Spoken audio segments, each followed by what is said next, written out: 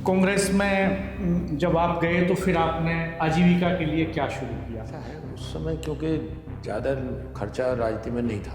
घर में किस तरह का माहौल था? कोई राजनीतिक परिवेश था पहले से? पिताजी विशुद्ध किसान या राजनीति? विशुद्ध किसान थे पिताजी। 2006 में हम लोकदल में आए तब लोकदल में आने की कोई खास वजह थी? नहीं, ये मन बना लिया था कि अब विधानसभा चुनाव कि भाई अगर काम करना है तो फिर अगर इससे अगली सीढ़ी तो विधानसभा ही है।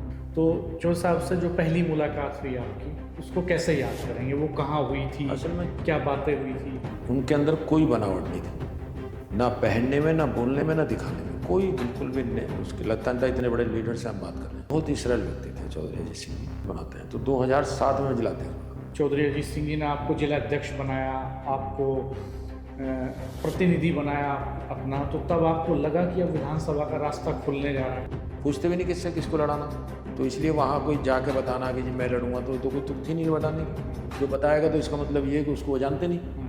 उन्होंने कहा भाई तुम जानते हो, तुमने सबसे ठीक काम क्या किया? मैंने कहा जी क्या किया? कह रहा आपने किसी को कभी अपनी सिफारिश में यहाँ भीड़ नहीं दी। आरएलडी में ये चलन बहुत है ना।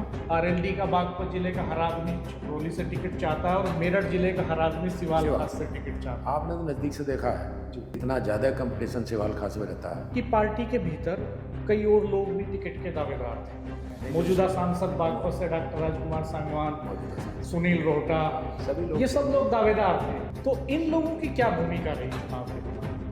आपको इनका कोऑपरेशन मिला, नहीं मिला? इस तरह में कैसे आपने जो दावेदार थे टिकट के उनको पछाड़ा? अच्छा, जितेंद्र सतवाई तो आपकी पार्टी के कार्यकर्ता थे, तब आपने सोचा था कभी कि आपके सामने जाके चुनाव लड़ जाएंगे और जीत जाएंगे? आपको क्या लगता है कौन कौन कैंडिडेट हैं सिवाल खास सीट के लिए? सिवाल खास में दोस्तों नमस्कार। आज का पॉडकास्ट बहुत ही खास होने वाला है, क्योंकि आज हमारे साथ एक ऐसे मेहमान मौजूद हैं जिनका सियासत का सफ़र बेहद दिलचस्प है। जमीन से जुड़ाव, 2 विधानसभा चुनाव मेरठ की सिवाल खास विधानसभा सीट से लड़े और इस वक्त यूपीसीएलडीएफ के चेयरमैन हैं। निर्विरोध चुनाव संपन्न हुआ था और पूरे प्रदेश में एक बड़ी जिम्मेदारी होती है जो किसानों से संबंधित होती है, उनके निर्माण कार्यों से संबंधित होती है। आज हम जानेंगे चौधरी यशवीर सिंह जी के राजनीतिक सफर के बारे में और उनके विभाग के बारे में, उनकी जिम्मेदारियों के बारे में। चौधरी साहब, आपका हमारे चैनल पर बहुत बहुत स्वागत है। बहुत बहुत धन्यवाद आपका, और सभी जो आपके व्यूवर्स हैं जो हमारा आज का प्रोग्राम देखेंगे उनको मेरा नमस्कार। और सबसे पहले तो मैं बधाई देना चाहता हूं कि आप जो जर्नलिस्ट में आपका कार्यकाल रहा वो बहुत ही गरिमापूर्ण रहा और आपने समाज की सेवा करने का काम किया। और आज जिस चैनल को आप ब्रॉडकास्ट लाए हैं आप, ये इससे भी समाज का काम होगा, समाज में नई चीज़ जाएगी, ऐसा मेरा विश्वास है। बहुत शुक्रिया आपका, चूँकि आपने भी हमारे इस सफ़र को करीब से देखा है और आपके सियासत के सफ़र को हमने बहुत करीब से देखा, जाना, समझा है। आपने छात्र जीवन से राजनीति की शुरुआत की। आपकी शुरुआत एबीवीपी के साथ होती जी। थोड़ा उस वक्त का बताइए, उस दौर की बातें, स्टूडेंट लाइफ में कैसे आप सियासत शुरू करते हैं, पारिवारिक पृष्ठभूमि किसान की आपकी, तो जो किसान परिवार की एक चुनौतियां होती हैं उनके बीच में आपने छात्र राजनीति शुरू की। असल में हमारा गांव यहाँ से करीब 25 किलोमीटर दूर है, छबड़िया, और वो सरदने के पास में ही है, 2 किलोमीटर दूर है।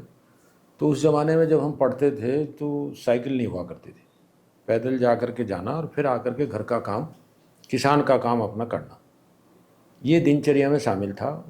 साइकिल भी जा कर के हाई स्कूल में मिली, इंटर हमने वहीं सरदना जैन कॉलेज है वहाँ से किया, और फिर यहाँ आए। यहाँ आने के बाद में नानकचंद डिग्री कॉलेज है, उसमें हमने एडमिशन लिया, और एडमिशन लेने के बाद में फिर हम राजनीति में आए, क्योंकि छात्र राजनीति शुरू होगी, और वहीं एबीवीपी से जुड़ना हुआ हमारा। ये किस ईयर की बात रही होगी? ये 76 में हम शायद यहाँ आए, लगभग 76 में, और हाँ 76 में आए। तो उस वक्त आपने बीए में एडमिशन लिया था? पहले लिया हमने बीएससी में। अच्छा। लेकिन राजनीति में समय ज़्यादा देने के कारण फिर हमने उसको बीए में कन्वर्ट कर लिया। और हमारे साथ में उस समय रविंद्र पुंडीर जो बाद में विधायक बने, हम सब लोग विद्यार्थी परिषद में काम करते थे। और मुझे 77 में संयोजक बनाया गया ABVP का जिले का।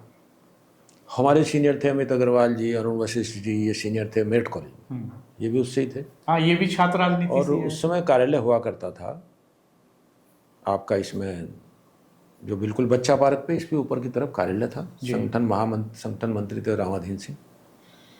तो हमने विद्यार्थी परिषद जीवन में तब से राजनीति में प्रवेश किया। ये सन 76 के लास्ट की बात है जी।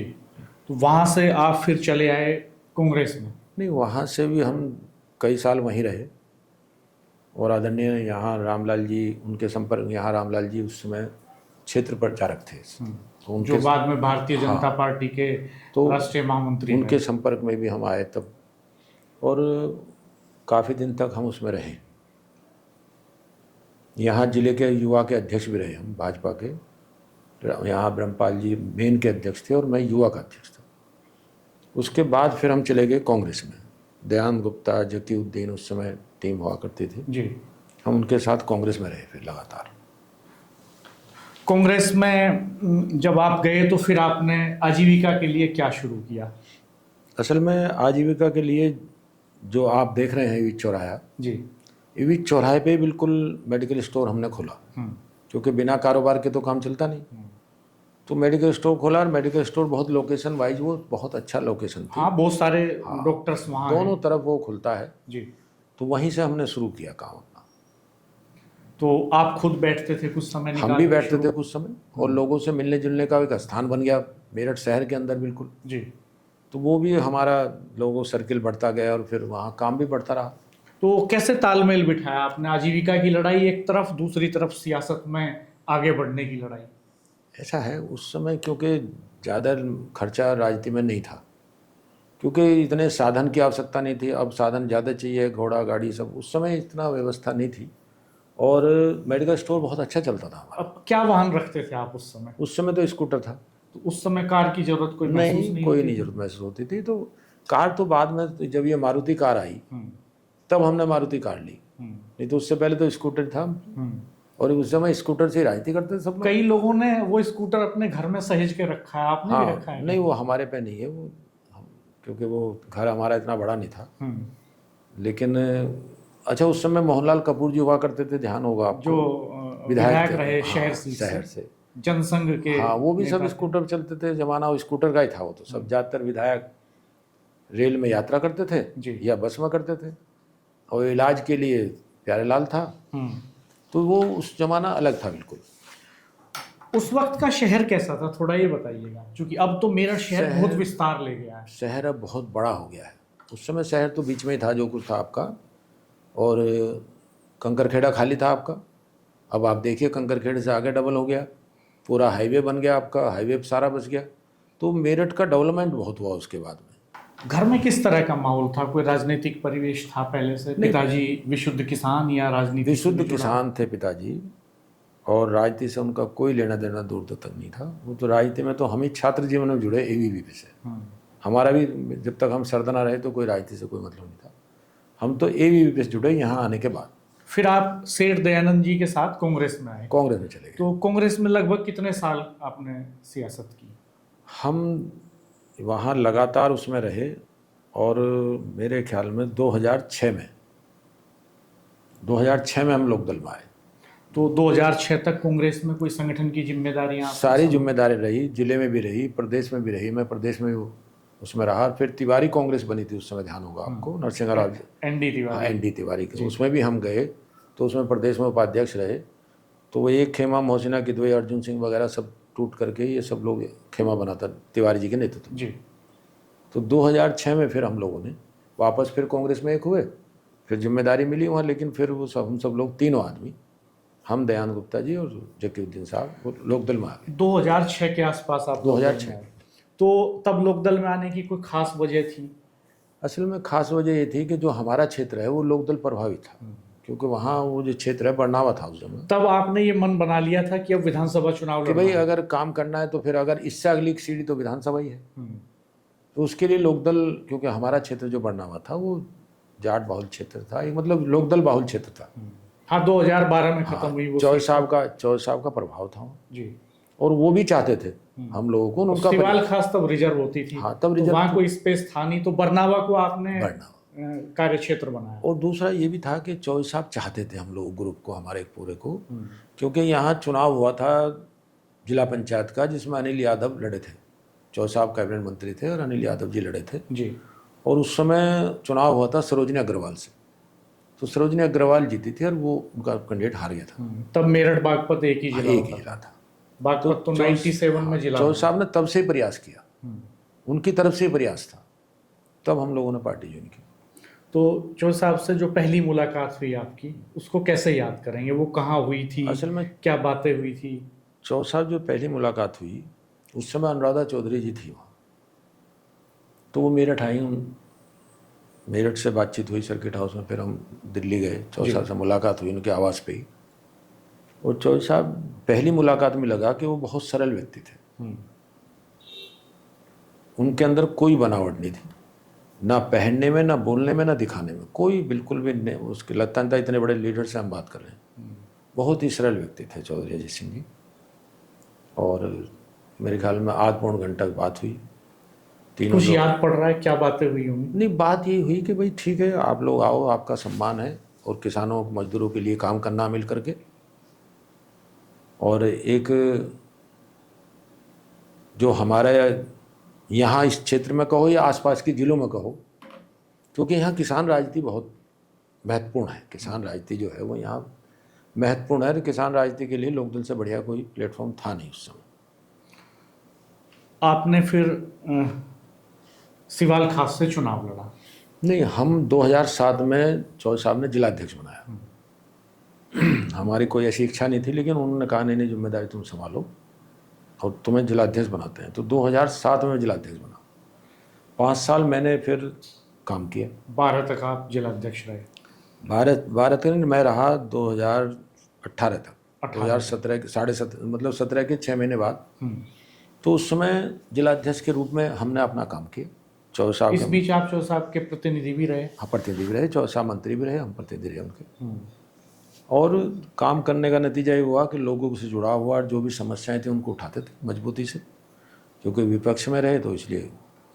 जब चौधरी साहब ने आपको, चौधरी अजीत सिंह जी ने आपको जिलाध्यक्ष बनाया, आपको प्रतिनिधि बनाया अपना, तो तब आपको लगा कि अब विधानसभा का रास्ता खुलने जा रहा है? नहीं, उससे पहले तो मुझे नहीं लगा। जब मैं जिलाध्यक्ष नहीं बना था तो मुझे नहीं लगा कि विधानसभा में लड़ूंगा कभी, क्योंकि ये था कि भाई जिलाध्यक्ष बन के संगठन में काम करेंगे। लेकिन जब उन्होंने प्रतिनिधि बनाया और काम किया हमने, तो हमें लगा कि शायद हम विधानसभा भी लड़ सकते हैं, क्योंकि वो विधानसभा उनकी लोकसभा में है, तो इसलिए वहाँ कोई उनको बताने की आवश्यकता नहीं है कौन लड़ेगा। वो अपनी लोकसभा में खुद पूछते भी नहीं किससे किसको लड़ाना, तो इसलिए वहाँ कोई जाके बताना कि जी मैं लड़ूंगा, तो कोई तुक थी नहीं बताने की। जो बताएगा तो इसका मतलब ये है कि उसको वो जानते नहीं। तो इसलिए हमने उनसे कभी नहीं कहा कि हम लोग विधानसभा लड़ेंगे। और उन्होंने आपसे कब कहा कि आप विधानसभा चुनाव लड़ें? ऐसा है, जब ये टिकट मांगने का दौर शुरू होता है तो चौधरी साहब के यहाँ बहुत भीड़ रहती थी, हज़ारों आदमी रहते थे, क्योंकि नज़दीक पड़ता तो पूरा एरिया ये। हम उस दौरान वहाँ नहीं गए, हमने जिलाध्यक्ष के नाते जो हमारा काम था हम वही करते रहे। तो जिस नॉमिनेशन थे 3 दिन पहले, समरपाल जी उनके पीएस हैं, अब भी हैं, जयंत जी के भी हैं अब भी, वो उनके पीएस थे, तो उनका टेलीफोन आया कि चौधरी साहब आपसे बात करना चाहते हैं। यही मेरी विधानसभा में धोलडी एक गांव पड़ता है, धोलडी के पास ही एक छोटा सा गांव मिला हुआ, उसमें मैं था। तो मैंने कहा बात करा दो। बात हुई तो मैंने अलग जाके बात की, तो उन्होंने कहा भाई यशवीर सिंह ये चुनाव आप लड़ोगे। मैंने कहा ठीक है मैं लड़ूंगा। कहने लगा कहाँ हो? मैंने कहा धोलडी में हूँ। कहना ठीक है अपनी तैयारी करो। तो समरपाल सिंह का फिर टेलीफोन आया, तो उन्होंने कहा भाई एक काम करो, तुम अपना सिंबल मंगवा लो। हमने कहा साहब आपने लास्ट में आकर मुझे बताया, 3 दिन मेरे नॉमिनेशन के हैं, मुझे कागज भी तैयार कराने हैं, तो मैं आप दिल्ली जाऊंगा वो लेने के लिए। मैंने कहा आप भिजवा दो। तो वो उनकी समरपाल जी ने गाड़ी करके और फिर सिंबल मेरे यहाँ भिजवाया।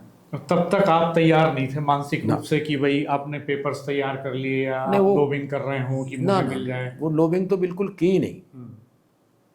जब पहली बार फोन आया आपके पास तो किस वक्त की बात रही होगी, आप उस समय क्या कर रहे ये थे और क्या बातचीत हुई थी चौ साहब ने जब आपसे ये कहा, और आपका क्या रिएक्शन था, कैसा महसूस हुआ? ये करीब 5 बजे की बात है।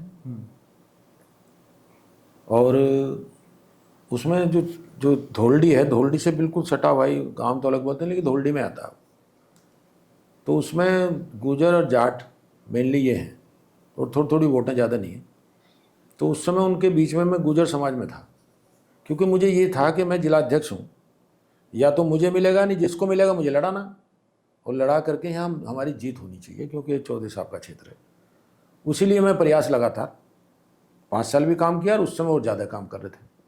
तो जब उनका टेलीफोन आया तो मुझे कोई ऐसा नहीं लगा कि मुझे, क्योंकि मुझे ये था कि वो उनको अगर मुझे योग्य समझे तो मुझे लड़ाएंगे, नहीं तो उस समय और बहुत लोग टिकट मांग रहे थे, उनको लड़ाएंगे। तो लेकिन मुझे लड़ा कर यहाँ जीतना चाहिए। तो मैंने उनसे कहा ठीक है चौधरी साहब मैं लड़ूंगा। तो उन्होंने एक बात कही, उन्होंने कहा भाई तुम जानते हो तुमने सबसे ठीक काम क्या किया? मैंने कहा जी क्या किया? कह रहा आपने किसी को कभी अपनी सिफारिश में यहाँ भीड़ नहीं भेजी। मैंने कहा साहब अगर आपकी लोकसभा है और उसमें हम लोग काम कर रहे हैं, जिसको आप जानते नहीं तो उसको टिकट तो देंगे नहीं, और मुझे आदमी भेज के बताने क्या आवश्यकता है कि यशवीर सिंह है, फला हूँ मैं, ये हूँ, क्योंकि आप सबको जानते हैं। आरएलडी में ये चलन बहुत है ना, चलन बहुत। छपरोली से हर आरएलडी का बागपत जिले का हर आदमी छपरोली से टिकट चाहता है, और मेरठ जिले का हर आदमी सिवाल खास से टिकट चाहता है। आपने तो नज़दीक से देखा है जी, सब चीज़ों को आप जानते हैं कि कितना ज़्यादा कंपटीशन सिवाल खास में रहता है। जैसे छपरोली है सिवाल खास, लेकिन उनको मर्जी थी, उन्होंने हमें लड़ाना था। हम चुनाव लड़े, और चुनाव लड़ करके बहुत नज़दीकी हमारी फाइट हुई। मुझे लगता है 3,3200 का 3,3200 करीब हम चुनाव हार गए वो। और उसमें कई कारण रहे। मेन कारण तो ये था कि जगत सिंह जी बहुत बड़े लीडर थे पहले लोकदल में, 2 बार MLC रहे, पार्टी उन्होंने काम किया। चौधरी चरण सिंह जी के साथ उन्होंने राजनीति, तो वो क्षेत्र उनका भी था 40 साल से, उनका गांव भी। वो लड़ गए बसपा से। और समरपाल सिंह जी जो 3 बार विधायक रहे लोकदल के, वो लड़े बीजेपी से। तो एक ही वोट में 3 कैंडिडेट हो गए, लेकिन बड़ा हिस्सा फिर भी आपने पाया। टोटल ज्यादातर उनको बहुत कम मिला, दोनों को, उनको तो बहुत कम मिला। मुझे लगता है समरपाल सिंह जी को शायद 16-17 हजार, हाँ 17,000 कुछ वोट मिली थी उनको। और जबकि वो बहुत ही जमीनी नेता थे अपने समय के। 3 बार विधायक रहे और बड़े MLC रहे। हाँ MLC रहे, बड़े मजबूत काम करने वाले व्यक्ति थे, बहुत ही अच्छे व्यक्ति। आपने ये कोशिश नहीं की उस समय की आप ही की पार्टी के जो नेता हैं जैसे चौधरी जगत सिंह जी हो गए, तो ये उस समय बहुत चौंकाने वाली घटना थी कि चौधरी जगत सिंह जी अचानक बसपा में चले जाएं। रात में, मुझे याद है कि रात में लगभग 10 बजे के आसपास जब ये खबर हमें पता चली कि चौधरी जगत सिंह जी बसपा में जा रहे हैं, तो हमारे लिए भी ये चौंकाने वाली बात थी कि जो नेता चौधरी चरण सिंह के ज़माने से वहाँ मौजूद हैं वो अचानक बसपा में जा रहे हैं। तो उस वक्त ये खबर हमने ली थी, और उस वक्त मैं हिंदुस्तान अखबार के साथ था, तो अमर उजाला हिंदुस्तान ने खबर कवर की थी। बहुत ही ब्रेकिंग न्यूज़ टाइप की न्यूज़ थी ये, चूँकि सीधा असर चुनाव पे पड़ने जा रहा था। तो आपका इस बीच में कोई डायलॉग नहीं हुआ चौधरी जगत सिंह जी से कि आप कोशिश करते, उनको कन्विंस करते कि साहब आप 2 बार MLC रह चुके हैं, पार्टी के पुराने कार्यकर्ता हैं, आप नहीं जाएं? ऐसा आप जिलाध्यक्ष भी थे उस दौरान। इसमें थोड़ा सा अंतर चेंज कर लो आप, क्योंकि जो वो एकदम गए वो तो गए दोबारा वाले 17 वाले में, लेकिन उससे पहले जो चुनाव हुआ 2012 वाले में वो 6 महीने पहले चले गए थे बसपा में, क्योंकि उनको ऐसा लगने लगा था कि टिकट शायद आपको ना मिले, तो वो चले गए बसपा में 6 महीने पहले। हाँ, बसपा से लड़ा उन्होंने चुनाव। तो इसलिए उनसे कोई बात करने की तुक नहीं थी, क्योंकि तो काम अचानक चले गए वो। हाँ, वो तो अचानक चले गए, उनको लगा होगा, या भाई पुराने नेता थे, उन्होंने कुछ सोचा होगा बसपा में तुम जीत जाओगे या MLA बन जाओगे, कुछ उन्होंने उनकी सोच रही होगी, तो बहन जी के साथ चले गए वो। क्योंकि समरपाल सिंह तो आप ही के गांव के थे, उनके जो समझने मेरे बराबर में गांव है झिटकरी। हाँ, झिटकरी और छबड़िया बराबर में। तो समरपाल सिंह भी पहले पार्टी छोड़ चुके थे, तो उनसे भी कोई अंडरस्टैंडिंग नहीं बन पाई? नहीं, कोई अंडरस्टैंडिंग। मुझसे पहले काम किया इन लोगों ने। अच्छा, जगत सिंह जी ने मेरे साथ किया। आपकी पार्टी के भीतर कई और लोग भी टिकट के दावेदार थे, जिनमें कई नाम सुर्खियों में थे जो अभी भी लोकदल के साथ हैं। मौजूदा सांसद बागपत से डॉक्टर राजकुमार सांगवान, मौजूदा सांसद सुनील रोहटा, सभी लोग, ये सब लोग दावेदार थे। बहुत सारे लोग दावेदार थे वहाँ, 18-19 लोग थे। 18-19 लोग। तो इन लोगों की क्या भूमिका रही चुनाव के दौरान? आपको इनका कोऑपरेशन मिला, नहीं मिला? ऐसा है, जैसे मान लिया जो आपने नाम लिया अभी, जो सांसद महोदय हैं जी, राजकुमार सागवान जी, वो भी बहुत पुराने लोक दल के हैं। छात्र राजनीति से जीवन से उन्होंने यहाँ काम किया है, मेरठ कॉलेज के छात्र रहे वो। हमारे संबंध तभी से थे उनसे, और वो जब चुनाव टिकट डिक्लेयर हो गया तो हम उनसे मिले, सुनील लोटा सबसे मिले, घर जा कर के सबने सहयोग करने की बात कही और सब लोगों ने सहयोग भी किया अपने अपने स्तर से जो कर सकते थे। अंतर बहुत मामूली था। आप सोचिए कि 18 कैंडिडेट टिकट मांग रहे थे, अगर वो सारे मजबूती से जुट जाते तो 3000 वोट जुटाना कोई बड़ी बात नहीं थी। असल में राणा जी, उसमें कई कारण होते हैं। चुनाव में एक ही चीज़ चलती, बहुत चीज़ चलती है, और वहाँ चुनाव जो जनरल हुआ था पहली बार, पहले रिजर्व हाँ, रिजर्व थी सिवाल खासी, तो इसलिए सबकी अपेक्षाएं थी कि हम लड़ें, सब पार्टियों में सब में था कि भाई, तो इसलिए चुनाव अलग तरह का हुआ। और एक थोड़ी सी बात ये भी थी कि बसपा की सरकार चली उससे पहले, और उस समय जो लखलेश का रोल था, अखिलेश जी का, उन्होंने पदयात्राएं की, बहुत काम किया, तो एक माहौल बन गया कि सपा की सरकार, एक माहौल चला गया जनता में, सपा की सरकार आ रही है। तो नेचुरल सी बात है, जिसका माहौल बनता है, जिसकी हवा होती है, उसके पक्ष उसके में 5-7 फ्लोटिंग वोट बह जाता है। 5-7% वोट जो है, जो ये सोचता है कौन जीत रहा है, वो 5-7% ही तय कर देता है। तो तब आपको लगता था कि हाजी गुलाम मोहम्मद जीत जाएंगे? वो तो एक इंटर कॉलेज में प्रिंसिपल थे, उस तरह का पब्लिक कनेक्ट भी उनका वहाँ पे नहीं था जितना आपका था। आप तो जिला अध्यक्ष रहते, गांव-गांव घूम रहे थे, असल हर गांव में टीम थी आपके पास। जो वो चुनाव था, मैंने आपसे बताया अभी कि वो जनरल पहली बार हुआ था, तो उसमें इधर सब पार्टी को लड़ना है। गुलाम मोहम्मद साहब उससे पहले जिला पंचायत में लड़ चुके थे, तो उनकी परफॉर्मेंस कोई अच्छी नहीं रही थी जिला पंचायत में, पार्टी ने उनको टिकट दे दिया, तो पार्टी समाजवादी का हो गया पूरा।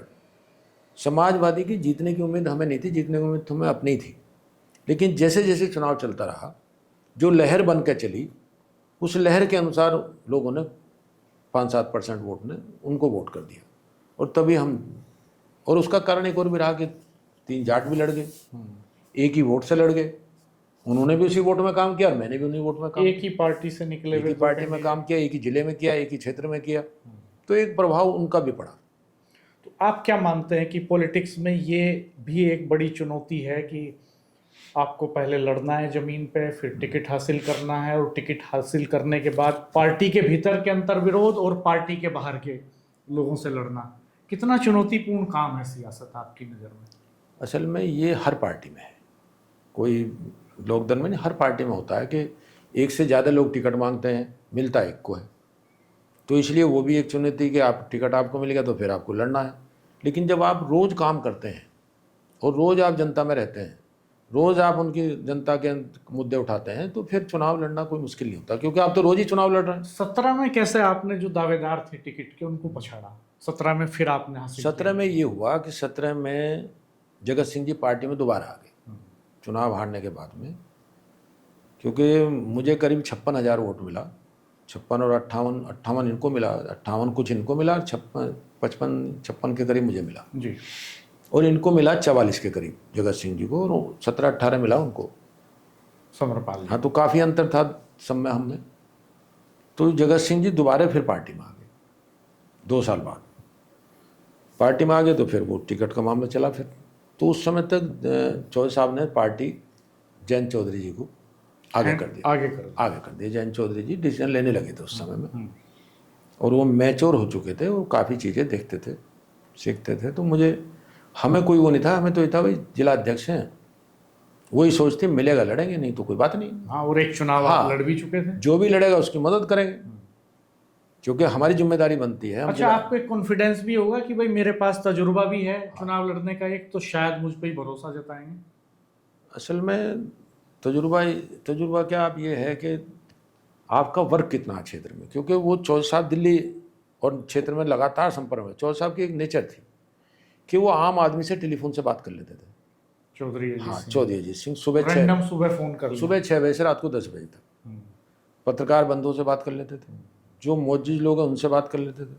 तो वो जानकारी रखते थे क्या चल रहा, क्या मुद्दे हैं, कौन काम कर रहा, कौन कैसे कर रहा है, उनको सब जानकारी। जैसे गांव में प्रधान से बात कर ली, भूतपूर्व प्रधान से बात कर ली, उनसे लोग किसान जो है मिलने जाते थे, उनसे वो पूछ लेते थे, तो उनको जानकारी रहती थी पूरे क्षेत्र के बारे में कौन क्या कर रहा। तो जगत सिंह जी आगे, फिर दोबारा हमें मौका मिला 2017 में। और तब तक क्योंकि 2014 में सरकार भाजपा की आ चुकी थी दिल्ली में, तो मोदी जी का प्रभाव यहाँ पूरे देश में ही था। उसका प्रभाव भी हुआ कि वहाँ जितेंद्र जीते, जिनको 17-18 हज़ार वोट मिली थी, वो 72,000 वोट मिली।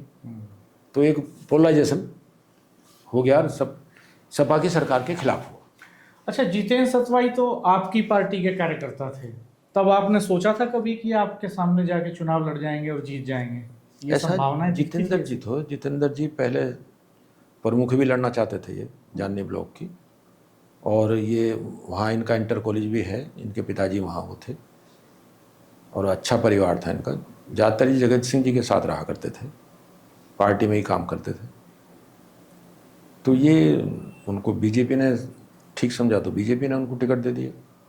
हम इससे लड़े। जब उनको दिया तो आपको क्या लगा कि मेरे हिसाब से मैं कंफर्टेबल रहूँगा, कैंडिडेट स्ट्रोंग है, कैंडिडेट स्ट्रोंग नहीं है, क्या सोचा आपने? असल में मुझे कहीं चुनाव दिखाई नहीं दे रहा था। आपको लगा कि मेरा चुनाव ही नहीं है, एक तरफा है, कोई चुनाव ही नहीं है कहीं। क्योंकि जितेंद्र सतवई के पास चुनाव लड़ने का तजुर्बा नहीं था। नहीं, वो तजुर्बा भी नहीं था और वहाँ बीजेपी का कोई ऐसा वो भी नहीं था, क्योंकि 17-18 हज़ार वोट मिला था। तो ये अंदाजा था ज़्यादा से 40,000 तक पहुँच जाएंगे, 50,000 पहुँच जाएंगे, लेकिन ये थोड़ी पता था 72,000 पहुँच जाएंगे। बहुत आत्मविश्वास में थे आप। हाँ, वो तो उस चुनाव में एक रोहटा में रैली की थी, चौधरी जी रोहटा में चौधरी साहब आए थे, वो खुद आए थे, हम उस रैली को कवर करने गए और भीड़ भी बहुत अच्छी जुटी थी। 10-15 हज़ार की भीड़ थी। असल में जो मोदी जी का भाषण हुआ मेरठ के अंदर, तो वो 4 तारीख में मेरठ में आए थे, शायद मुझे ध्यान है साहब। और उनके बाद जो माहौल बदला, हवा पलट गई, हवा जो पलटी एकदम से। जब तक तो चुनाव इन तक कहीं भी 1 लाख के करीब वोट थी मेरे पास में, लेकिन जब बदलना शुरू हुआ तो मुझे गली का, घर का सारी जानकारी थी, एक एक चीज़ की। तो जिस रैली की आप बात कर रहे हैं जिसमें चौधरी साहब आए थे, उसमें चौधरी साहब ने अपने भाषण में कहा था कि भाई भाषण बीजेपी के पूरी तरह खिलाफ देना भी था, बोले भी वो। मुजफ्फरनगर दंगे के बाद का मामला था, उन्होंने कहा कि बीजेपी को हटा देना, सत्ता से हटा देना, समुद्र में फेंक देना। तो उनको जो है उसका क्या हुआ कि उसमें लोगों को लगा, क्योंकि सपा की सरकार हटाना चाहते थे लोग और बीजेपी को लाना चाहते थे, क्योंकि उस समय जो गुंडागर्दी चली समाजवादी के टाइम में, किसान को काम करना मुश्किल हो गया। आपने देखा होगा, अगर न्याय लेने किसान गया, भैंसा बंधा हुआ अलग, तो भैंसा ही खुल के चला गया, और लड़कियों का सुरक्षित ना रहना, ये सारे मुद्दे थे उस समय। तो लोगों में नाराजगी थी और बीजेपी को लाने की वो थी, तो उससे पोलराइजेशन हो गया और 3 दिन के अंदर ये सारा पोलराइजेशन सामने आ गया। और हमें लग गया चुनाव में, जिस दिन चुनाव था उस दिन हमें अंदाजा हो गया कि चुनाव जो है हाथ से निकल गया, बीजेपी जीत रही है।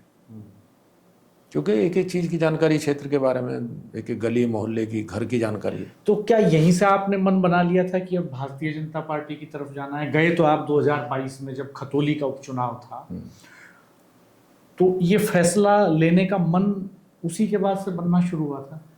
असल में जब हम 2017 में हारे, तो उसके बाद में उन्होंने हमें बनाया मंडल का अध्यक्ष, चौधरी साहब ने। फिर मंडल, फिर बनाया उन्होंने क्षेत्रीय अध्यक्ष। पहले मंडल बनाया, फिर क्षेत्रीय अध्यक्ष बनाया, फिर संगठन महामंत्री बनाया। तो हम जब पार्टी ज्वाइन की, संगठन महामंत्री थे प्रदेश में। तो जो ये आप जो अभी कह रहे हैं, हमने कभी सोचा भी नहीं था कि हम पार्टी छोड़ के जाएंगे, क्योंकि हमारा पूरे ज़िले के अंदर लगाव था, लोगों में काम किया था, हर गांव में जाना आना, एक आपस में मतलब अंडरस्टैंडिंग थी, लोगों के बीच में जाने के संबंध बन गए, इंटीमेसी होगी एक। तो वो लगता था परिवार है अपना, सुबह निकलना, रात को आना, 10 बजे तक लोगों को काम कराना, यही हमारा रूटीन था। तो इसलिए वो चुनाव आया, और चुनाव आने के बाद 2000 ये जब चुनाव हुआ 2017 के बाद 22 में, तो उस समय समाजवादी से गठबंधन था। हमने चौधरी साहब को कहा भी था कि भाई आप देख लीजिएगा, क्योंकि ऐसा ना हो, जैसे माठ सीट है वहाँ 2260 वोट से आ रहे हैं, इस वोट को, इसको भी हम प्राथमिकता पे थे। तो हमने उनसे कहा था कि आप देख लीजिए लोगों के टिकट विकट का। उन्होंने कहा नहीं, सब ठीक रहेगा। लेकिन उन्होंने पता नहीं अखिलेश जी ने क्या सोचा, गुलाम मोहम्मद जी को टिकट दे दिया। वहाँ वो उनकी पार्टी के थे, उनको दे दिया टिकट, संजय लाटर को। ऐसी गढ़ में उन्होंने नहीं पूछी।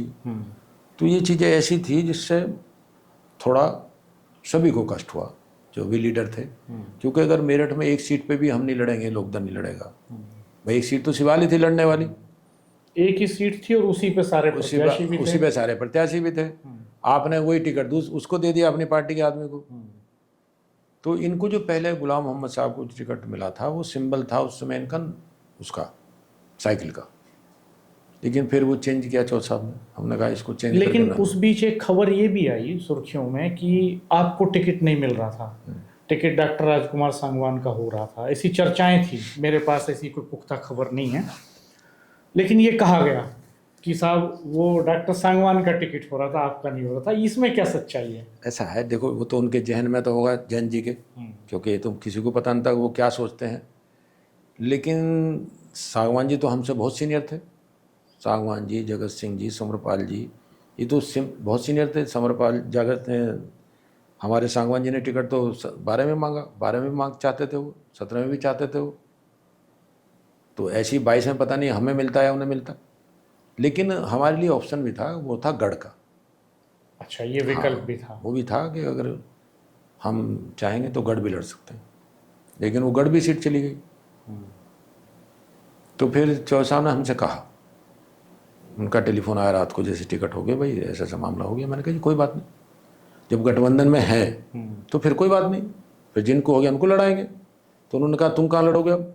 मैंने कोई ज़रूरी तो नहीं लड़ना जी, हर बार हम ही लड़ें। अब जो हो गया अब फैसला सबका मानना पड़ेगा, गठबंधन में हम लड़ाएंगे, भगवान ने चाहा जीत करके आएंगे। तो उन्होंने कहा नहीं तुम बताओ। फिर भी मुझे कहने लगे तुम कैंट लड़ लो। मैंने कहा जी मेरी दुर्गति क्यों कराओ, 2 पहले हार चुका है, एक और हारा, मैं हार जाऊंगा। कैंट वैसे भी बीजेपी की छपरोली, मुझे कहाँ है कोई। मैंने कहा जी मैं नहीं लड़ना कैंट। कहला फिर तुम कहाँ लड़ोगे? मैंने कहा जी एक काम करो, दक्षिण लड़वा दो। कहना दक्षिण जीत जाओगे? मैंने कहा बिल्कुल जीत जाऊंगा, कोई बात ही नहीं जीतने वहाँ तो, क्योंकि वहाँ कारण इक्वेशन ही है कि मुसलमान, जाट और बाकी लोग मिल करके चुनाव जीत जाएंगे। तो उन्होंने कहा ठीक है तुम वहाँ की तैयारी करो। लेकिन वो शायद उनकी बातचीत अखिलेश जी से उतनी नहीं हो पाई। वो भी चाहते थे, अखिलेश जी शुरू में। आपको लगा कि उस समय आरएलडी चूक गया बार्गेन करने में समाजवादी पार्टी के साथ ठीक से? नहीं, उस समय चौधरी साहब जो थे, जैन चौधरी जी नए थे, तो इसलिए वो जिस तरह डील करना चाहिए वो नहीं कर पाए शायद। क्योंकि जहाँ जहाँ आपका होल्ड है, अब बताइए 1,15,000 आप वहाँ 260 से हार रहे हैं कुल मार्ट में, और संजय लाटर लड़ रहे हैं। सिवाल खास में आप पूरे ज़िले के अंदर एक सीट है, उस पर गुलाम मोहम्मद साहब लड़ रहे हैं। ऐसी गढ़ का सवाल है। तो ऐसी 4-5 सीट थी जहाँ उन्होंने अपने हिसाब से टिकट दे दिया। तो वो कहीं ना कहीं चौधरी साहब जो उसको भाप नहीं पाए चीज़ों को, कहीं ना कहीं उन लगा ऐसा, और उन्होंने अपनी, अखिलेश जी ने अपनी चला ली। तो क्या आपका जैन चौधरी जी से डायलॉग कम हो गया था इसके बाद? नहीं, खतौली के बदलाव तक, जब आपने खतौली उपचुनाव में? नहीं, हुआ ये था कि चुनाव में हमने पूरी ताकत लगाई और हमने उनसे कहा कि आप जो हैं ट्रैक्टर बैठो, क्योंकि किसान का जो सिंबल है वो ट्रैक्टर है। और ट्रैक्टर बिठा करके लोगों में विरोध बहुत विरोध था लोगों में, खासकर लोक दल के वोटर में। लेकिन उनको समझो को मनाने का, समझाने का काम हमने किया, और चौधरी साहब को भी अवगत कराते रहे कि हम चुनाव जीतेंगे, आप चिंता मत करिए, थोड़ा माहौल ख़राब है, ठीक कर लेंगे। तो ट्रैक्टर से वो चुनाव लड़ा गया और उसमें चुनाव में हमारी जीत हुई। तो जीतने के बाद हम और भोपाल सिंह गुजर पांचली के हैं, हमारे लीडर रहे हैं, वो भी मंडल अध्यक्ष रहे और उनको प्रदेश में महामंत्री थे वो। तो हम दोनों चौधरी साहब से जाकर दिल्ली मिले और हमने उनसे कहा कि देखो हम तो लोकदलीय थे नहीं, हमें तो चौधरी साहब लाए थे, और चौधरी साहब के समय में हमें मान सम्मान पूरा मिला, और हमने कभी सोचा भी नहीं पार्टी छोड़ करके जाएंगे। लेकिन अब शायद हम अपने को उतना कंफर्टेबल नहीं समझ रहे। तो आपको ये कहना है कि हम पार्टी में शायद नहीं रहेंगे। तब आपकी बीजेपी में बात हो चुकी थी? नहीं, कोई बात नहीं हुई बीजेपी में। चुनाव पीक पे था। हाँ, और आप जैसे नेताओं की जरूरत थी जैन चौधरी को उस वक्त?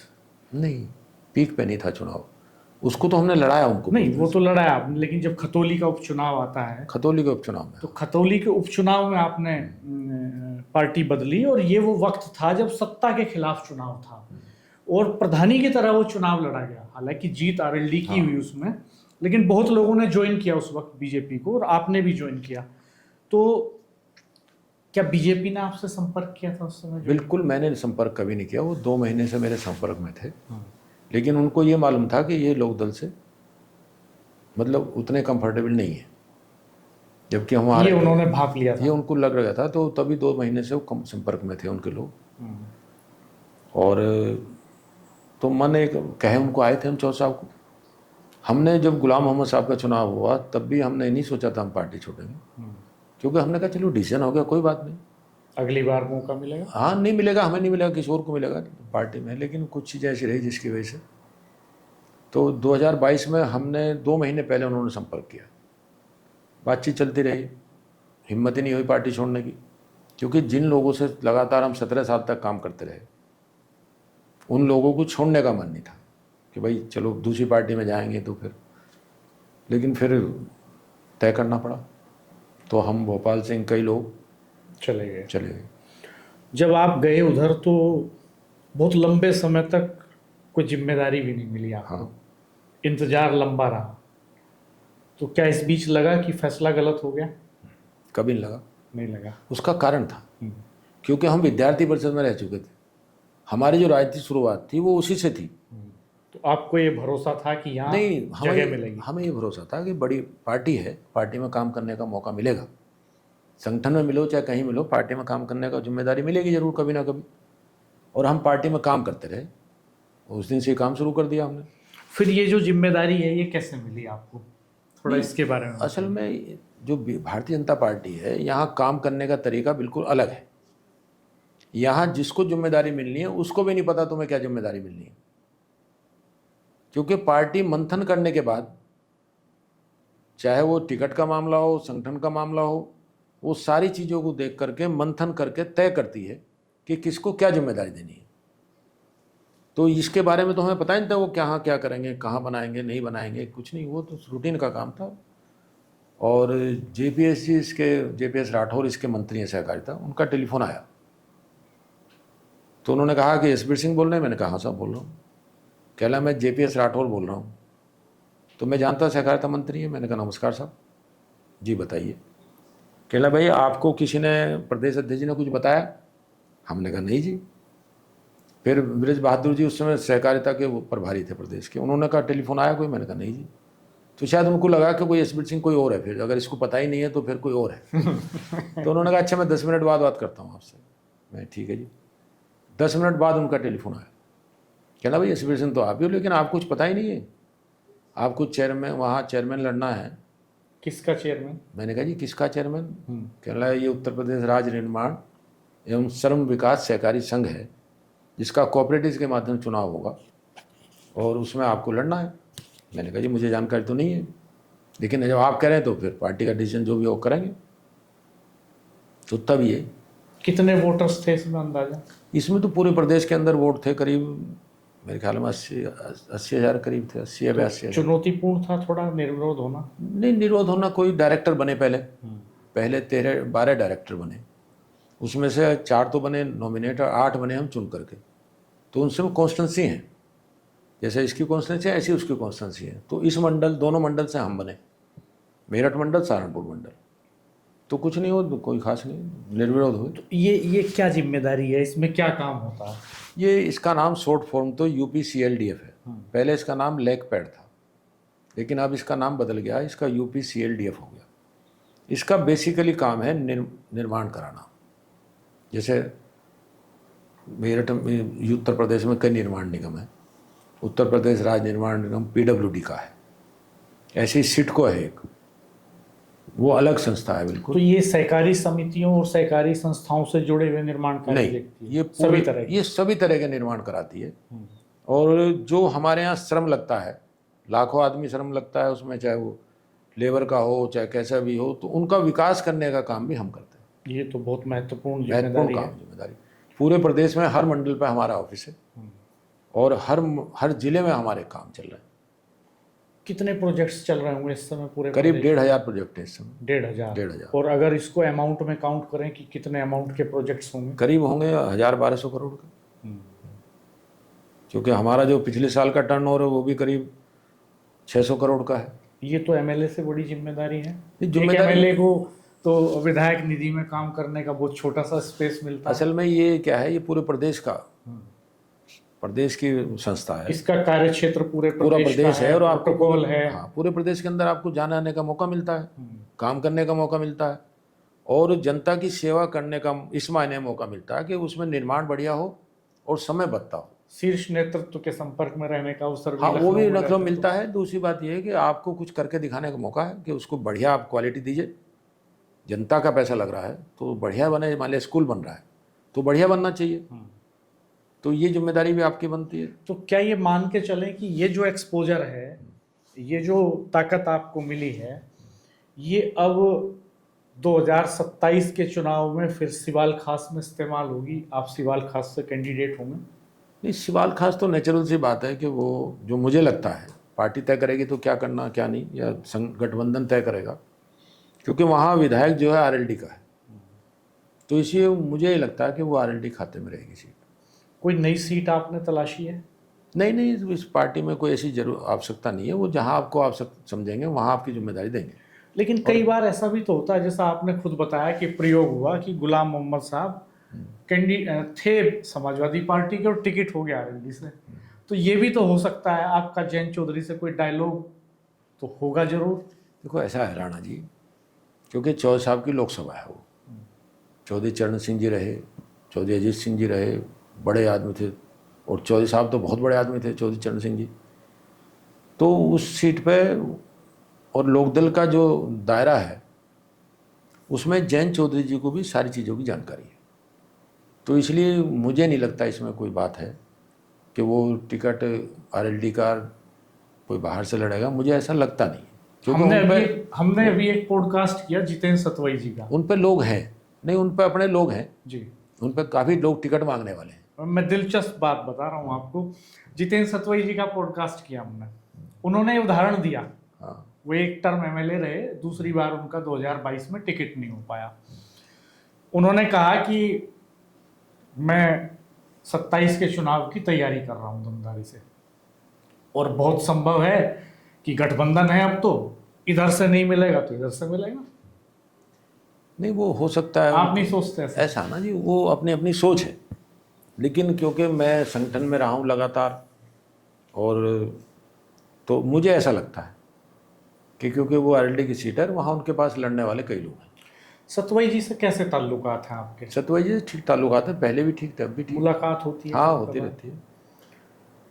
सांगवान जी से कैसे ताल्लुकात हैं आपके? जो सांगवान जी, क्योंकि हमने साथ साथ काम किया है भाई। 2006 में हम आए पार्टी में, और फिर अध्यक्ष रहे 10-11 साल, संगठन में सब पदों पे रहे, वो भी रहे, हम भी रहे साथ साथ, तो लगातार एक संबंध बना चला रहा था हमसे। लेकिन उनके चुनाव में बहुत कम दिखे आप, कोई खास वजह? नहीं, चुनाव में पार्टी उन्होंने बुलाया नहीं था? नहीं, वो तो व्यवस्था रहती है, गठबंधन की थी, लेकिन हमारे यहाँ जो पार्टी जिम्मेदारी देती है। नहीं, उनका फ़ोन नहीं आया आपके पास? नहीं, उनका भी आया टेलीफोन, उनका टेलीफोन भी आया, वो खुद आए भी, लेकिन हमारे यहाँ जिम्मेदारी जो है पार्टी तय करती है। उन्होंने जिम्मेदारी लगाई सरदना विधानसभा पर आपकी? हाँ, तो हम खतौली में सकोती में रह करके हम 17 दिन तक वहीं देहात में रहे, और 17 दिन तक लग करके उसका नतीजा भी सबने मिल करके निकाला कि जो सीट हम 22,000 से हारे थे यहाँ विधायक में, वो हम बराबर आ गए। जो संजीव बालियान जी यहाँ बराबर आए जी। गुलाम मोहम्मद साहब से कैसे ताल्लुकात है? बहुत अच्छे से ताल्लुकात है, बात होती है? बिल्कुल बात होती है। कैसा काम कर रहे हैं वो? अच्छा काम कर रहे हैं। और बागपत सांसद का क्या फीडबैक है? बागपत सांसद भी, क्योंकि वो पुराने हैं बहुत, मेरे ख्याल में उनको छात्र जीवन से वो राजनीति कर रहे हैं, और मेरठ कॉलेज जैसी जगह कर रहे हैं जहाँ सब जगह का छात्र आता है, तो इसलिए उनके लिए क्षेत्र नया नहीं है, पुराना क्षेत्र है उनके लिए। आप तो आरएलडी में रहे हैं, एक एक कण कण को जानते हैं आरएलडी के, आपको क्या लगता है कौन कौन कैंडिडेट हैं सिवाल खास सीट के लिए आरएलडी में? सिवाल खास में कई लोग हैं, उनके पिछली बार भी टिकट मांगते थे। आपके ज़माने में तो 18 लोग थे, 18 कितने लोग होंगे? अब भी सुनील लोहटा हैं, रणबीर दहिया हैं, विनय मल्लापुर हैं, और भी कई लोग हैं वहाँ जो टिकट मांगते हैं लगातार। तो अब तो उनको तय करना पार्टी को, उनका अपनी सोच है जयंत चौधरी जी की, वो क्या कैसे किसको बनाना चाहते हैं, क्या करेंगे। ऐसा तो नहीं है कि जिस तरह से सिंबल आरएलडी का और कैंडिडेट सपा का ये रिपीट हो जाए फॉर्मूला, इसकी क्या इसकी गुंजाइश संभावना, लगती है इसकी आपको? देखो, होने को तो कुछ भी राजनीति में हो सकता है, लेकिन इसकी संभावना मुझे कम लगती है। मुझे ऐसा लगता है कि उसकी संभावनाएं कम है।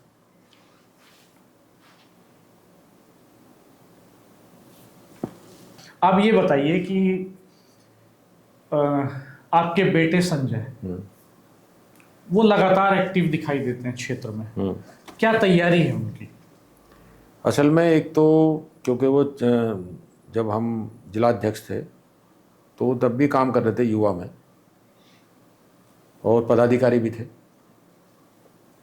तो लगातार उनकी हॉबी बन चुकी। चुनाव 2 चुनाव लड़े तो सब चीज़ों में साथ ही रहे। दूसरे चुनाव में तो बहुत भागीदारी रही उनकी, क्षेत्र में पूरे में उन्होंने काम करते थे। अब भी वो अपने कारोबार के साथ साथ, क्योंकि वो अकेले देखने वाले हैं कारोबार भी, और हमें इतना समय मिलता नहीं कारोबार देखने का, तो वो कारोबार के साथ साथ जो सामाजिक जिम्मेदारी है या पार्टी की जिम्मेदारी है, पार्टी का कोई दायित्व उनके पास नहीं है, लेकिन वो जाते आते हैं सब जगह, काम करते हैं, चुनाव भाग लेते हैं उनमें सब में कार्यक्रमों में, और उनकी ये हॉबी है। तो हम ये मान के चले कि वो दावा करेंगे 27 में टिकट का? नहीं, उनका कोई, क्योंकि 2028 तक हम हैं यहाँ, हमारा जो ये चुनाव है 2028 तक का है, तो इसलिए उनका कोई दावेदारी, उनका कोई मतलब नहीं दावेदारी का। आप फिल्में देखते हैं?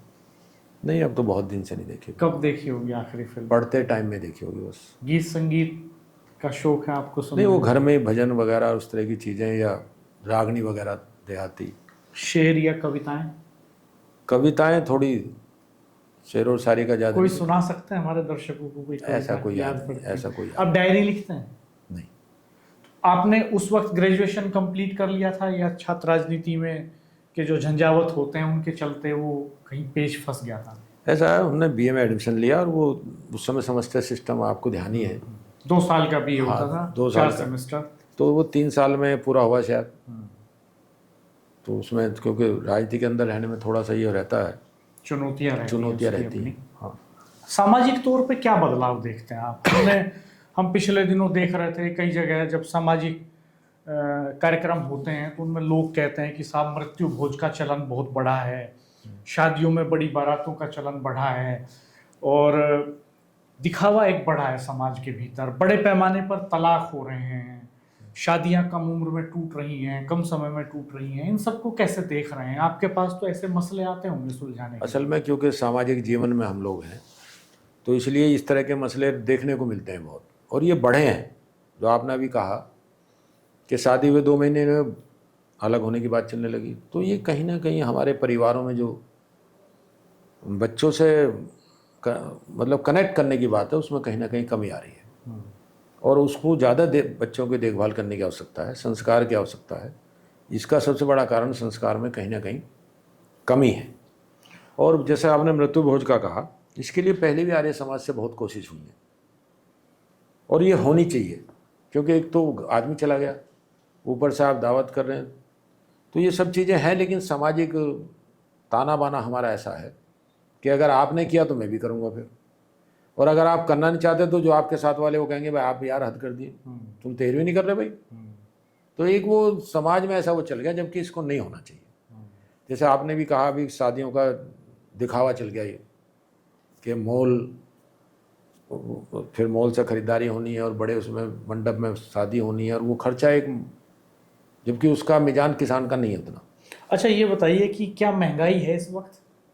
नहीं, महंगाई जिस हिसाब से होनी चाहिए उस हिसाब से नहीं है, कम है, क्योंकि वो महंगाई तो पूरी दुनिया में भाई बढ़ेगी महंगाई जो, लेकिन आप खाने पीने की चीज़ देख लो, आप बाकी चीज़ देख लो, कपड़े के देख लो, कोई भी देख लो, तो कोई ऐसा नहीं है कि जो महंगाई के ऊपर वो किया जा सके, आंदोलन किया जैसे पहले चलते रहे, वो नहीं है इस सरकार में। गन्ने का भाव कितना होना चाहिए?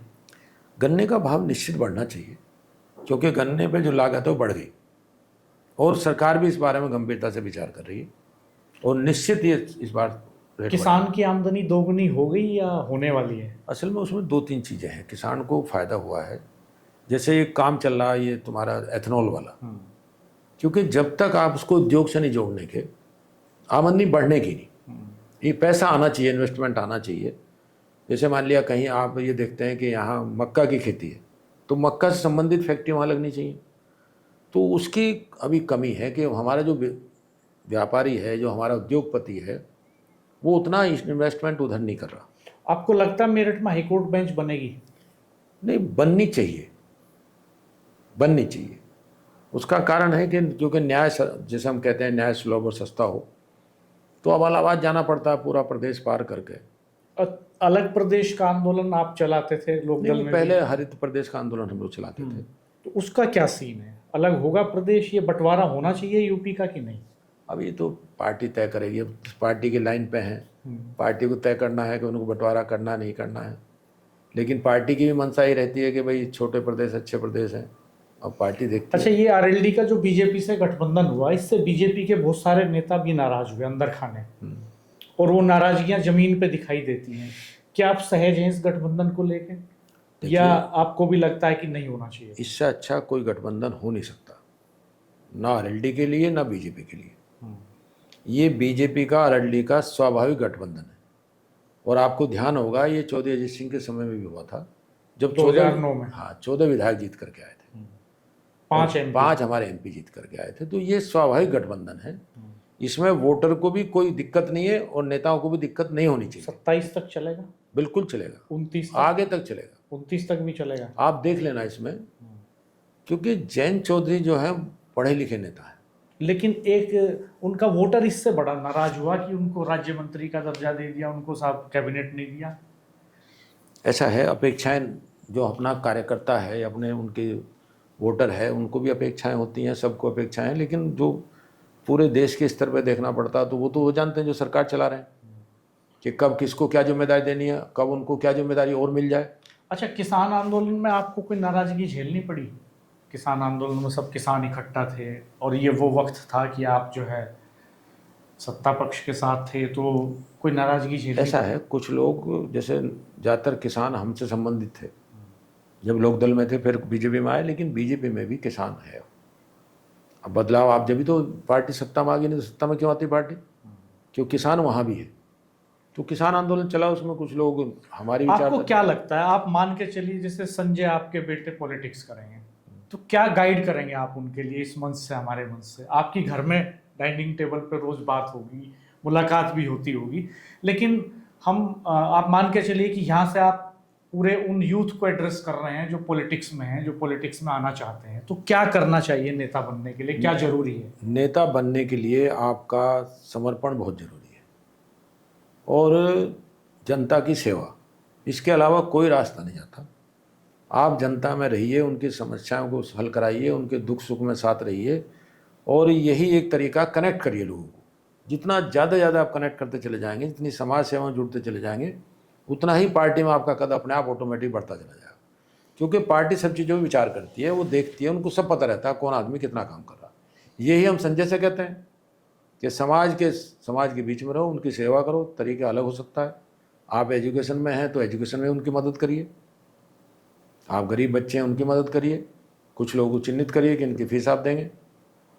हमें समय देने के लिए बहुत बहुत शुक्रिया सर। आपने सारे मुद्दों पर, सारे सवालों पर बेबाक ढंग से बातचीत की, बहुत दिलचस्प बातें रहीं, और कुछ पुरानी बातें जो इस वीडियो को देखेंगे, इस पॉडकास्ट को देखेंगे लोग, उनके जहन में ज़रूर ताज़ा होंगी कि किस तरह से एक नेता का जीवन होता है और किस तरह से संघर्ष होता है और सफलता कैसे हासिल होती है। मैं चाहूँगा कि एक बार आप हमारे दर्शकों से और अपने चाहने वालों से हमारे चैनल के लिए अपील कर दीजिएगा कि वो हमारे चैनल से जुड़ें, इसको सब्सक्राइब करें और वीडियो शेयर करें मित्रों के साथ। ऐसा है राणा जी, क्योंकि हमने आपको पत्रकारिता में देखा है और आपने समाज की एक जिम्मेदारी निभाई है समस्याओं को उठाने की भी, क्योंकि 4 स्तंभ में उसमें से एक आप थे, अब भी आप हैं, आपने रूप बदल दिया अपना। तो समाज के लिए आपने बहुत काम किया है और मैं फिर आपको बहुत बहुत बधाई देता हूँ, शुभकामनाएं देता हूँ। और जो आपके दर्शक हमें देख रहे हैं या जो भी दर्शक हैं, उनसे भी अनुरोध करता हूँ कि आपके चैनल को सब्सक्राइब करें, शेयर करें और इसको देखें। क्यों? उसका कारण है कि आप जिस तरह से समस्याओं को उठाने का तरीका बदल रहे हैं, आज के समय में ये ज़रूरी है, क्योंकि इससे आपकी पहुँच बढ़ गई। जो पेपर पत्रकारिता वो धीरे धीरे कम हो रही है। लेकिन ये जो ब्रॉडकास्ट है या आप चैनल यूट्यूब चैनल जो भी आप चला रहे हैं, उनका जो कनेक्ट है बहुत लोगों से। तो आज मैं आम जो अपने दर्शक हैं उनसे भी और जो अपने समर्थक हैं उनसे भी ये अपील करता हूँ कि आप ज़्यादा से ज़्यादा इसको सब्सक्राइब करिए और इसको शेयर करिए, जिससे ज़्यादा लोगों में जा सके। और हमारे जो उद्देश्य है हमारे राणा जी का, उनके साथियों का, कि समाज की सेवा करके आगे बढ़ने का, उसमें ये भी सफल हो सकें। यही मेरी शुभकामनाएं आपको। बहुत बहुत शुक्रिया सर। धन्यवाद। और बहुत दिलचस्प बातें रही। अगले पॉडकास्ट में फिर मिलेंगे हम किसी एक नए मेहमान के साथ। हमारा ये पॉडकास्ट शुरू करने का मकसद है कि आप उन नेताओं को जानें जो आपके बीच में काम कर रहे हैं, आपके बीच में प्रतिनिधित्व करते हैं, चुनाव लड़ते हैं या लड़ना चाहते हैं या अहम जिम्मेदारियां संभाल रहे हैं। तो उनके जीवन के बारे में आप जानें कि वो किस तरह की जिंदगी जीते हैं, उनका खान पान, रहन सहन, उनकी एजुकेशन और उनका विजन क्या है। इस मकसद से हमने ये शुरू किया है। तो आप बने रहिएगा हमारे साथ और आपका बहुत बहुत धन्यवाद।